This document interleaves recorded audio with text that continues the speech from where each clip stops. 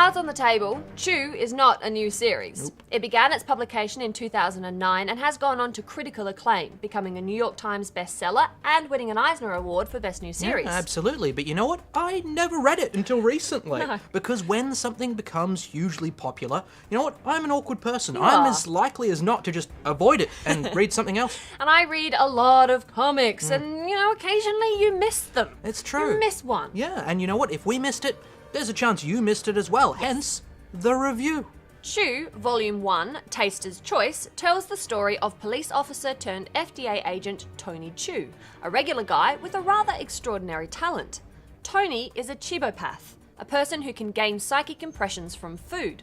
He eats an apple and he can tell you where it was grown, who picked it from the tree, what kind of aftershave they wore, and so on. But, of course, if he eats a piece of a dead person, he can tell you much more, which is where this series gets its fairly creepy hook. I mean, it's obviously a very useful talent for a law enforcer, and writer John Layman is not afraid of the grotesque. I think what really drew me to this story, though, is the excellent concept of America's fear over the bird flu epidemic causing a nationwide ban on all poultry.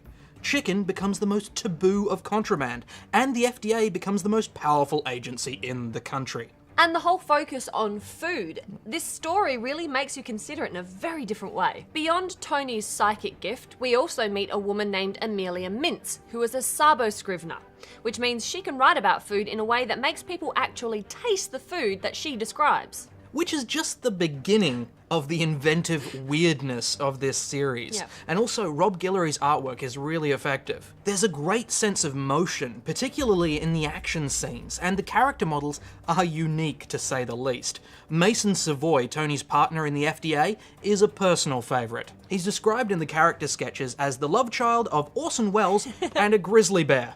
I can see that. But I kept seeing him as David Ogden Stiers, who played Charles Winchester in MASH. Maybe in his later years when he was playing John Johns in that terrible Justice League movie. Okay. Regardless of who they look like, there is no denying that all the characters look fantastic. Chew is a fresh concept and it's a hell of a lot of fun to read. I'm giving it a tasty buy. Ooh, a tasty buy, okay. Obviously a lot of people have read and enjoyed this series before now, but if, like us, you missed it, then believe me, it is worth a look. I'm giving it a buy as well, and I'm never going to look at a roast chicken the same way again. I'm hungry. You hungry? You want to get, like... Beets. That's all I want.